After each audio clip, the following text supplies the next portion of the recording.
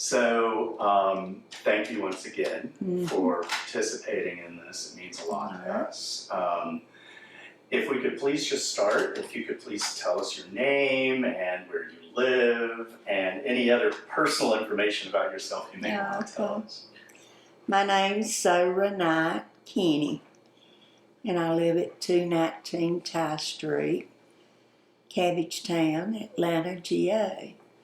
And I'm 81 years old, very blessed, and I have 4 children, 2 sons and 2 daughters, and a bunch of grandchildren.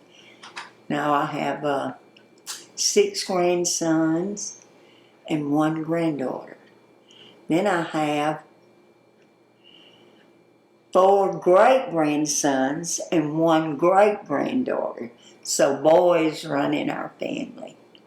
Yeah. Wow, that's an amazing family. Yeah.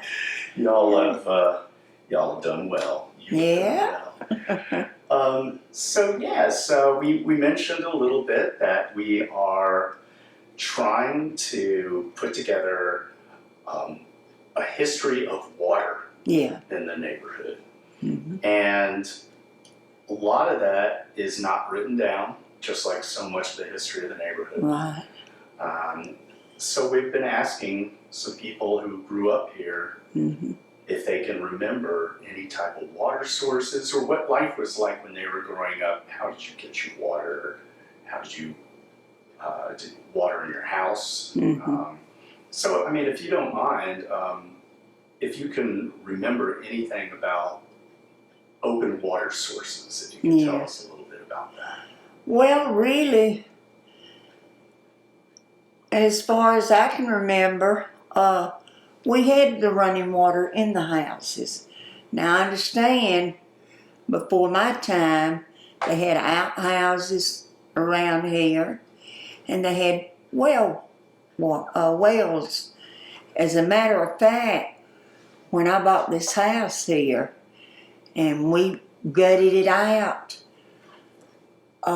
we built that room in there, the living room, onto this house. But before we did, they was out there cleaning the yards and everything. And this guy that was helping with the renovation, he said, "Did you know that there used to be a well right here?" Because he had sunk in. And I don't know how they do it, but they take these things and stick down in the ground. And this guy told him, said, "Yeah, there's been a well here." And I spoke up and told him, I said, "Well, I've lived here just about all my life." And I said,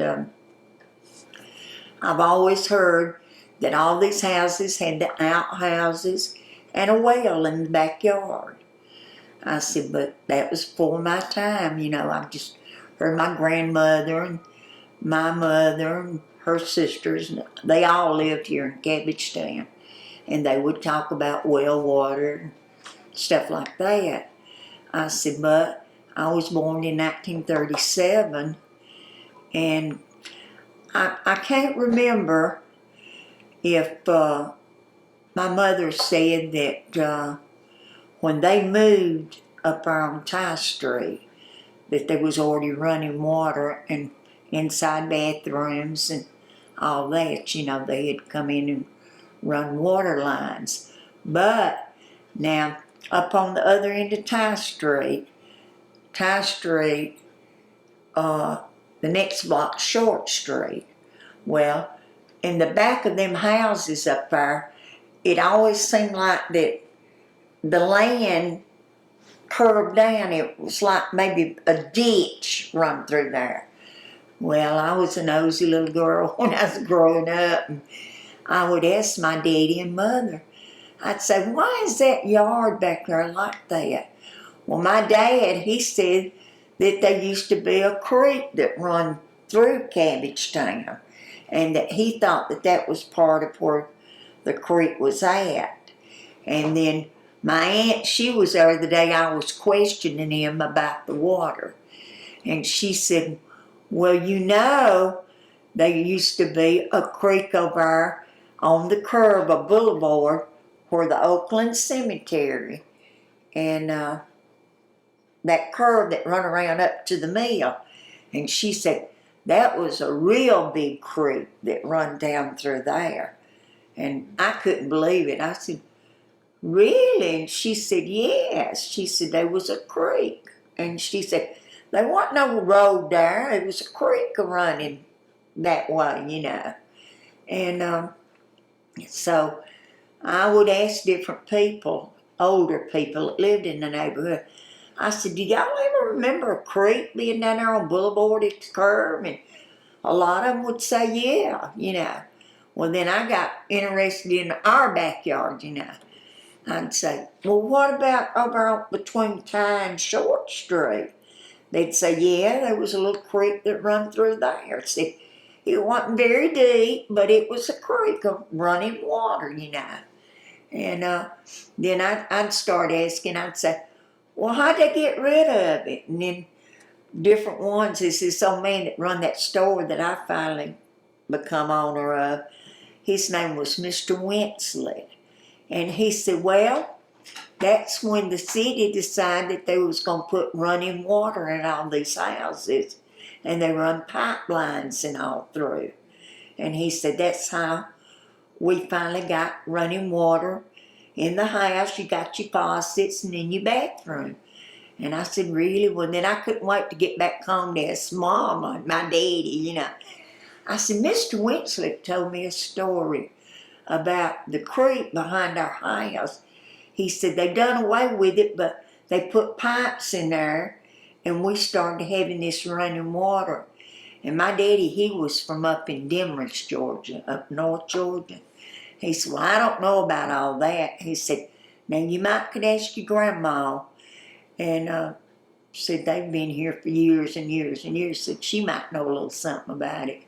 But I never did get a chance to ask Grandma about the backyard business. But she had also said there was a creek over on Boulevard, you know. That's all I know about the water situation. And do you know what year, do you recall what year that was or how old you were when you were asking? When I was asking all these questions, I was about Eli's size, about 7 years old, you know. Hey, he's the same way about asking people questions and all. And that's what I'll tell Karen and him. I said, he's just like me. I remember I'd go up, my mama, she'd get so mad at me. She'd say, Sarah, now they ain't got time to be answering all them questions for you. And then my daddy would speak up and he'd say, that's the honest way she's going to ever know anything is to ask questions. He said, don't get on to her. My daddy, he was on my side, you know. So I was one of them that wanted to ask all the questions and everything. Now my sister, I'm 4 years older than her, she was quiet now. She wasn't talkative back when we were growing up. But I was a talker and still am.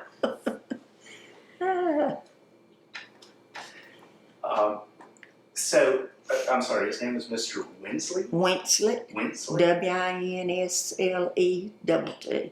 All right. And he owned the store on the corner. Ty Street and Kirkwood. Okay. Mm-hmm. And how long did he run that store? Well, let's see. I was 7 then.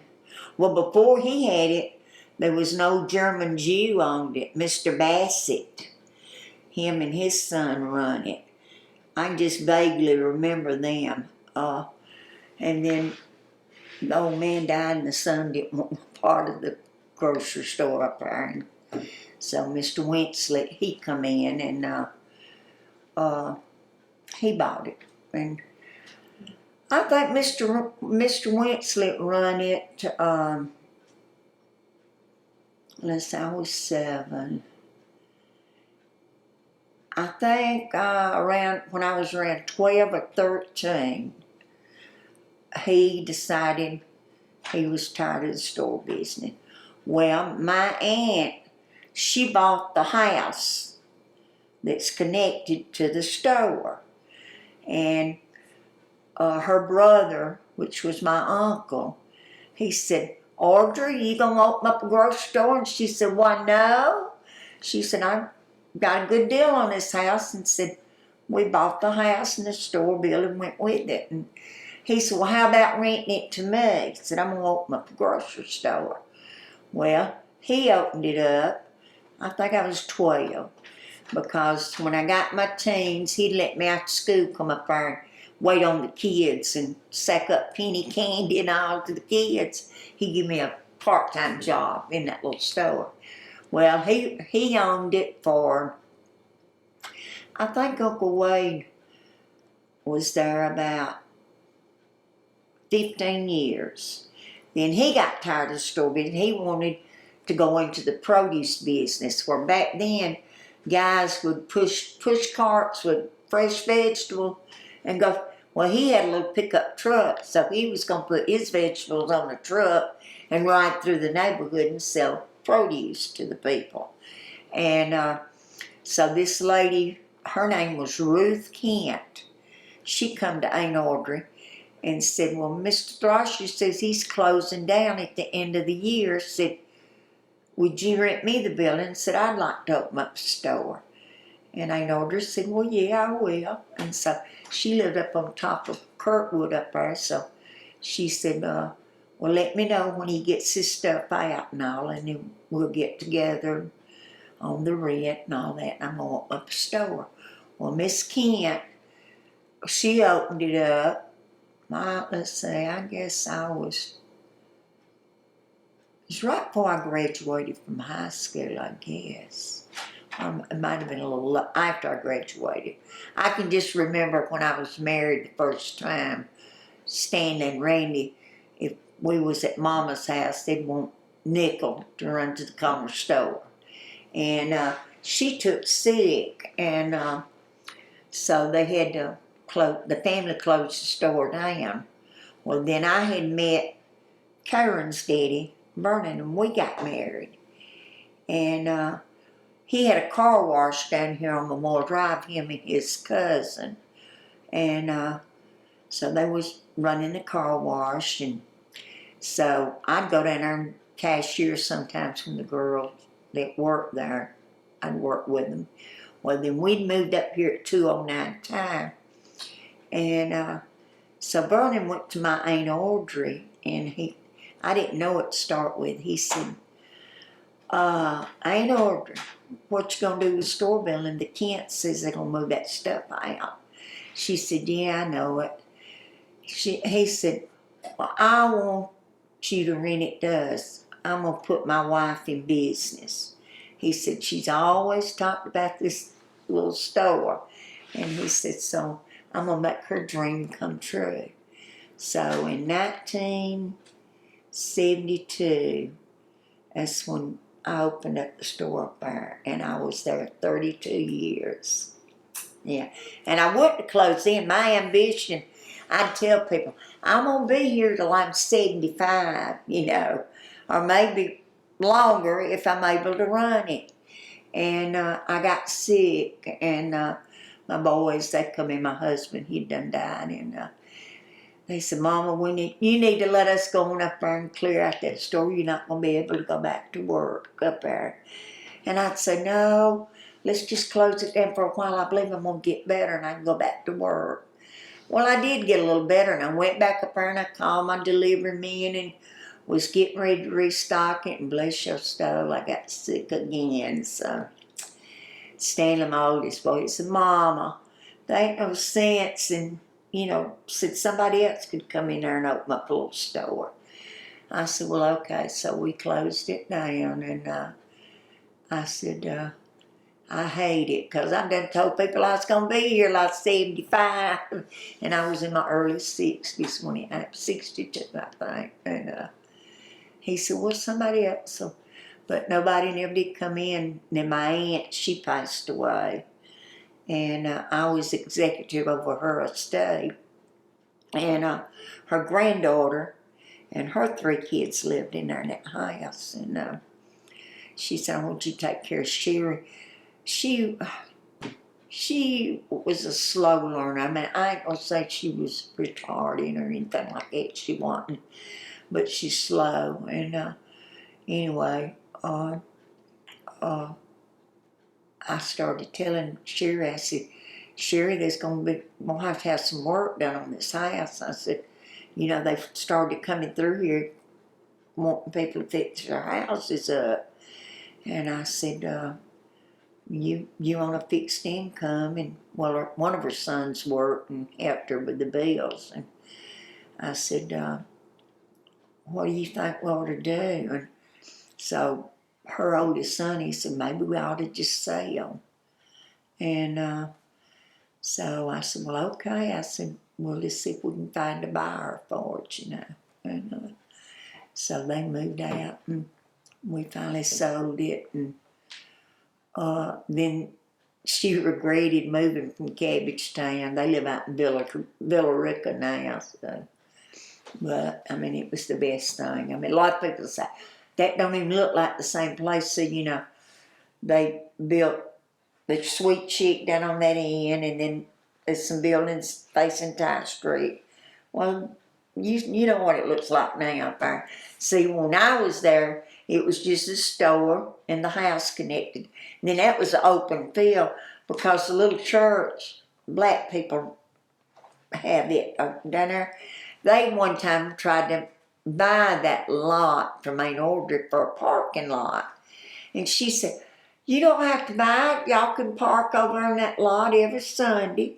She said, free. Said, you know, so as long as she was alive, she let them members park their cars over in that lot and all. And that's what that preacher said down there when she passed away. I said, well, I believe her granddaughter will let y'all park down there and all, you know.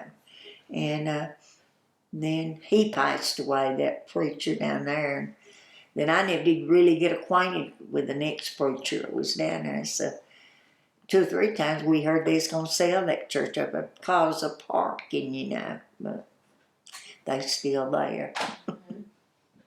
I found a picture of your store. Yeah. Yeah. Let's see if I can. It was really run down there. Now my husband, when he was alive, he kept it painted and fixed, and he'd have Main Order's house painted too, you know, so to match the store and all. And then there at the last it. Well, it was so old. I guess that building was 100 years old, to tell you the truth. Yeah. Sure was. Mm-hmm. Yeah. That's after I moved out from there, yeah. And what would you all sell there when you were running it? Well, I sold just about everything. I mean, we sold dairy products, and then we sold packaged meats and all. You know, start with the first year I was there, we had this meat man that come and we sold fresh meats. On Tuesday, he'd take our order of what we wanted, like pork chops and chickens and steak and stuff like that. And we sold that. And but then it got a big problem. I told my husband, I said, that's too much trouble. I said, some of the blacks come in there, they'd want 1 slice of bologna and 1 hot dog, you know, just one of each of stuff. And it was aggravating. So I done away with the fresh meat. I said, we'll have packaged meat. And then we had produce, you know, different times. And sold a lot of candy and junk food, you know. That school building was right across the street from the store, you know, and after school, they'd all come over in the store. That kids really liked because I kept in stock a lot of penny candy and penny bubble gum. And one year, Channel 5 said, does anybody know where you can still get penny bubble gum? And somebody called in, and one day a reporter come out there, and he said, I'm from Channel 5. And I said, well, what are you doing here? And he said, well, we heard this store still sells penny bubble gum. I said, I do. And I took him in and showed him the boxes over with the penny bubble gum in it. I said, we even have penny candy. And I had these little bitty brown sacks, you know, because I run into a boy at the funeral home last week, and he told his wife, he said, this is the lady I told you about. I'd go to her store. He said, you could take a quarter down there and get a bag that big full of penny candy. And she said, I thought he was joking all along about that. I said, no, honey, I sold penny candy to the kids. Yeah. What was it like competing with Leon? And Well, you know, really, I had this little joke with Leon. Leon and I are real good friends. And I tell Leon, I said, you know, I live on the good side of Cabbage Town. I said, y'all over there, y'all the bad side. And he'd say, oh, Sarah, why you say that? I said, well, we always hear a little feuds and fusses going on down on Carroll Street. I said, you never hear that over here on Ty Street. I said, it might be because we got the schoolhouse over here in front of us. And he'd laugh about it. And then the police officers back then, they really patrolled this area, you know. Well, I'd always get acquainted with the one that was on duty, you know. And this guy, he was from up north. And his name was Bob. I can't even say it now. Caroline, how was his last name pronounced? Blavel or something. He's from New York, because I kidded him all the time about that. I'd say, all y'all Yankees, and I'd say, all y'all damn Yankees come to the South to get this Southern hospitality. And he'd just laugh, and he said, I just love your accent. And I said, do I sound all that country? And he'd say, well, I just don't know how to describe it. And if he ever had to train anybody, he adopted me as his Southern mom. And every chance he'd get, he'd come by the store, you know. And then that's what Leon would throw back at me. He'd say, reason why y'all so good, you have a police car sitting outside in front of your store, good bit. And I said, you ain't supposed to know that. you had protection. Yeah. Well, in fact, some of the people from Reynoldstown, they thought he was my stepson. Because they'd come in and they said, Miss Sarah. I'd say, yeah. I didn't know you had a stepson on the police force. I'd say, yeah. Maybe just one or two last questions. Okay. Did anyone in your family work in the mill? Well, some of my aunts and uncles did. But my mom, she never worked in the mill. My dad, he was in construction, he done construction work, and I don't know if y'all remember the WPA. Yeah, all right. He worked in the WPA and was a supervisor on one of them crews. And he always said he felt like the wife should be the homemaker and, you know, raise the children. And he wouldn't let her work because her sisters, they all worked over in the mill, except one, the younger sister. But they'd say, Baller, you got a good man sitting, don't make you work in the mill. But, yeah, let's see, I had Aunt Alice, Aunt Sally, and Aunt Olga worked for a while, and she got out of the mill. So 3 of my mama's sisters worked, and then 1, 2, 3, 4 of her brothers worked over in the mill. Mm-hmm. Yeah. Did any of them talk about a river or anything that may have been flowing under the mill? Like No, I never did hear that. Okay.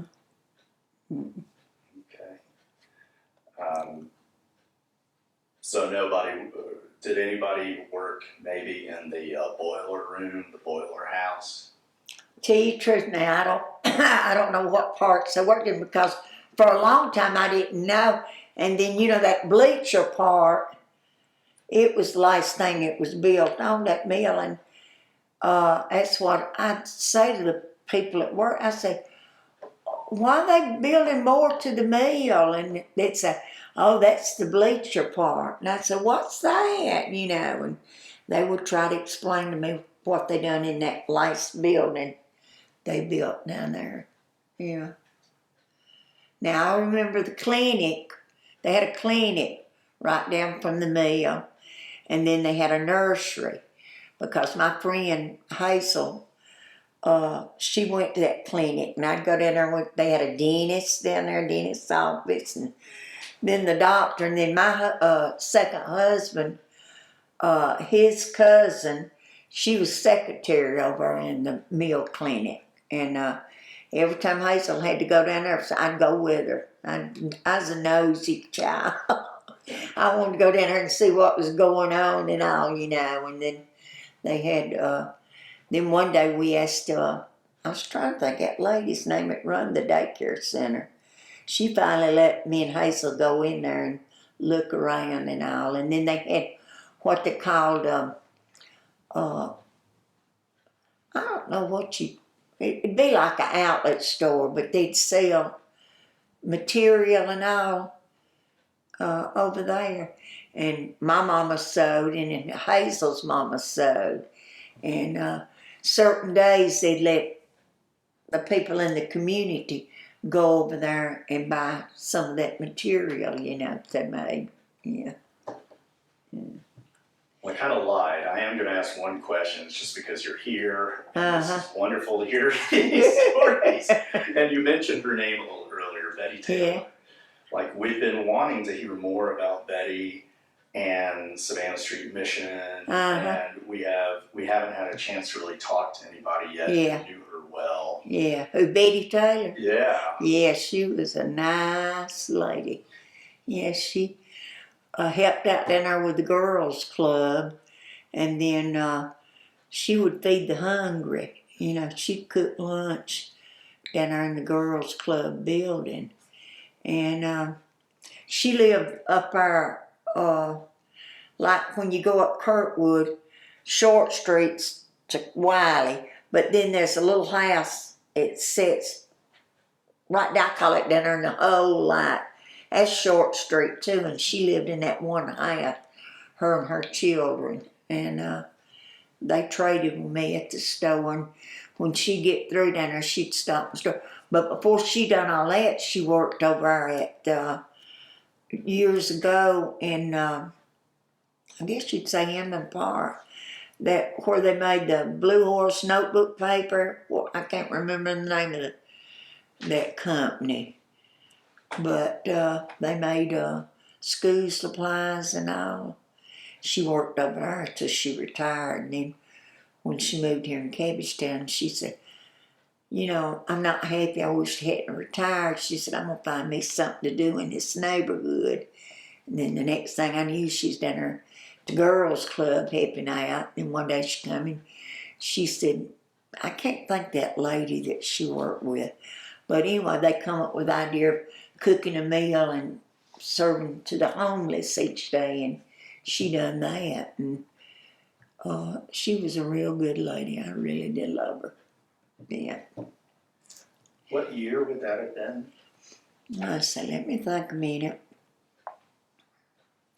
It had to be been in the early 60s when she done that. And then the mission up on Savannah Street, the lady that founded it, they called her Sister Keel. And, you know, the mill give her that land up there where that mission's at. And I don't know how in the world the United Methodist Ladies Club got the deeds to that, you know, because Sister Keel, like I said, the Fulton Bank mill give her that land. And to start off with, didn't even have a building. She just meet up on that lot with kids and everything. And then finally she went around to different sources and got donations and all, and finally built that mission.